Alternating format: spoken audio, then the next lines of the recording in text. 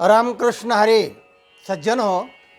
सुभाषितम, सात्विक आणि तात्विक बोललेलं, जीवन उपयोगी असणारे सिद्धांत थोड्या शब्दामध्ये सांगितलेले, प्रेरणादायक असणारे विचार म्हणजे सुभाषितम.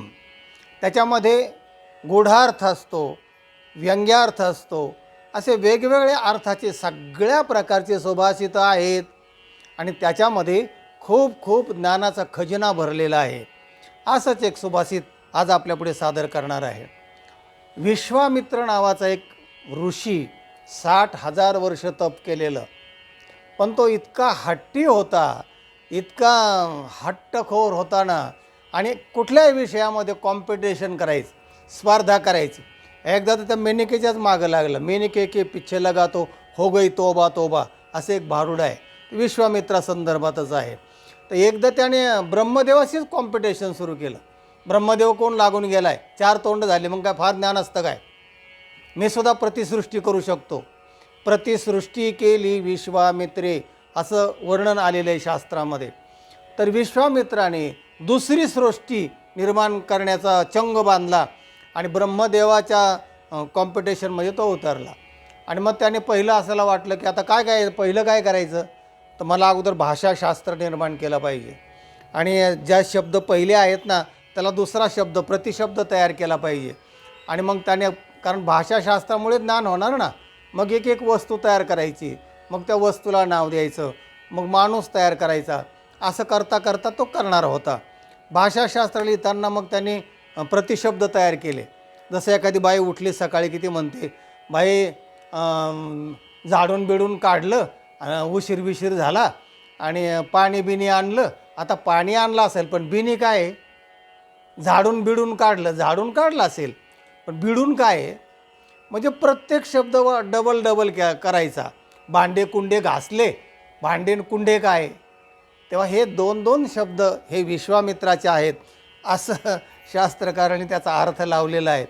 आणि असं तयार करता करता करता त्याने मग मनुष्य तयार करायचं जेव्हा ठरवलं, तेव्हा नारळ जो आहे ना, तर त्याच्यावर तो प्रक्रिया करत होता आणि त्या प्रक्रियेतून तो नारळाचं चाललं होतं. म्हणजे तो नारळ कसा असतो, त्याला 3 डोळे असतात, शेंडी असते, त्याला वस्त्रधारी म्हणजे त्याला हे असतं. असा तो तयार करता करता मध्ये त्याचा प्रोजेक्ट फसला आणि ते काम अर्धवट राहिलं. त्यातला तो जो भाग आहे तर तो कोड्यामध्ये तो घातलेला आहे एका सुभाषितकाराने. ऐका, कोडं बघा कसं घातलेलं आहे सुभाषित. वृक्षाग्रवासे न च पक्षीराजः त्रिनेत्रधारी न च शूलपाणिः त्वग्वस्त्रधारी न च सिद्धयोगी जलं च बिभ्रन न घटो न मेघः. बघा कसं वर्णन केलं आहे. वृक्षाग्रवासे न च पक्षीराजः, झाडाच्या शेंड्याजवळ म्हणजे शेवटी राहतो, पण पक्षीराज नाही, गरुड नाही किंवा कुठलाही पक्षी नाही आहे. वृक्षाग्रवासी न च पक्षीराजः त्रिनेत्रधारी न च शूलपाणी, 3 डोळे आहेत पण शूलपाणी म्हणजे भगवान शंकर नाही, कारण भगवान शंकराला 3 डोळे आहेत. त्वग वस्त्रधारी, त्याने त्वचेवर म्हणजे वस्त्र धारण केलेलं आहे. त्वग वस्त्रधारी म्हणजे वल्कल धारण ज्याला आपण म्हणतो तसं वस्त्र धारण केलेलं आहे, पण न च सिद्धयोगी, पण तो सिद्धयोगी नाही. जलंच बिभ्रन न घटो न मेघः, जल पाणी त्याच्यामध्ये आहे पण तो घट नाही किंवा मेघ नाही. असा कोण, असा प्रश्न विचारलेला आहे सुभाषितकाराने. कोड आहे, कूट प्रश्न आहे आणि याचं उत्तर आहे नारळ. नारळाचं हे सगळं वर्णन वाक्य छानपैकी मांडले. वृक्षाग्रवासी न च पक्षीराजः त्रिनेत्रधारी न च शूलपाणिः त्वग्वस्त्रधारी न च सिद्धयोगी जलंच बिभ्रन न घटो न मेघा. हा व्हिडिओ इतरांना पाठवा.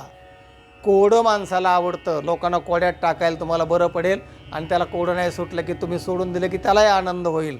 तेव्हा अगोदर अर्थ सांगू नका आणि नंतर मग त्याला नाही जमलं तर मग अर्थ सांगा आणि त्याचं उत्तर आहे नारळ.